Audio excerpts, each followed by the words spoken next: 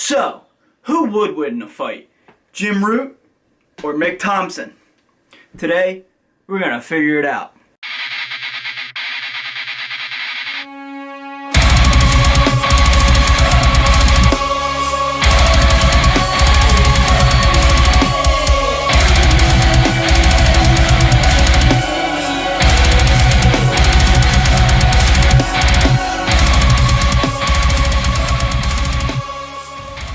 What's going on, guys? Welcome back. Today we got a shootout between Slipknot's lead guitar players' signature guitars. On the right, we got Mick Thompson's signature Jackson Soloist. And on the left, we got Jim Root's American Fender Stratocaster. So as you guys know, Slipknot is my favorite band of all time. They have been in my life for years and years and years, and they're that band that got me into metal. But for today, we're gonna finally test out their signature guitars. Now, in theory, these guitars should sound utterly the same. They have the exact same tone woods, they have the exact same neck, the exact same fretboard. The only difference is Jim Root's model is not a neck through, it is a bolt-on neck. So Slipknot plays in my favorite tuning, that is drop B, about 90 to 95% of the time. That is what I'm using for this shootout. I'm running through my axe effects. When we come back after this song, we will talk about the positives and negatives of the two in a comparison, and ultimately, is there a difference at all, or is it just personal preference? My results will be somewhat surprising. They were surprising to me. So here is the song.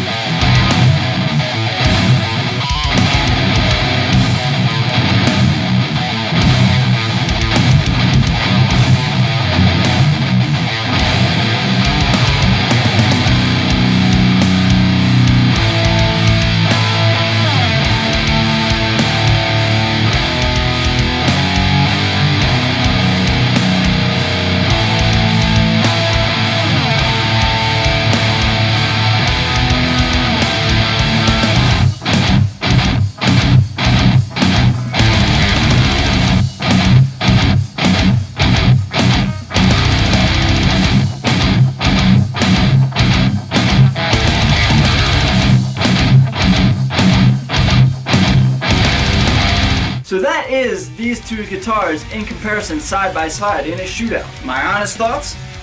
There's really no difference. There's really no difference, and that is not that shocking to me. It was at first. I was like, man, I can't tell a difference. I honestly had to go back into my Logic project and visually see where I made cuts to show the Mick Thomson and the Jim Root, I honestly could not tell a difference, just upon hearing it.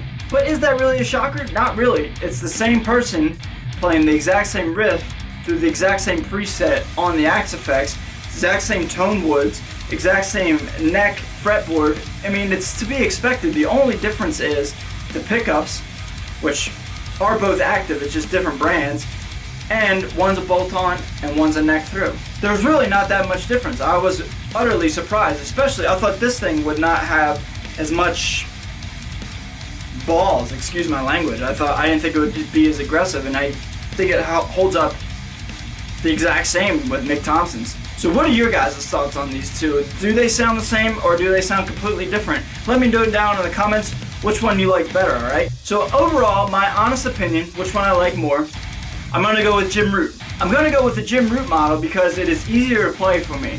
The Mick Thomson, for one, has a Floyd Rose system.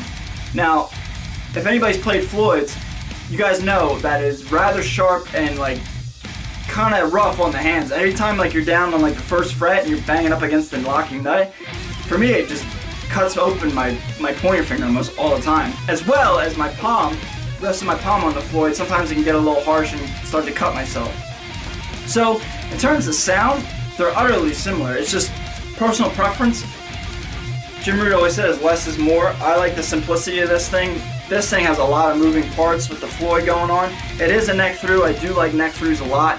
However, for simplicity, I'm going to go with the Jim Root as my favorite.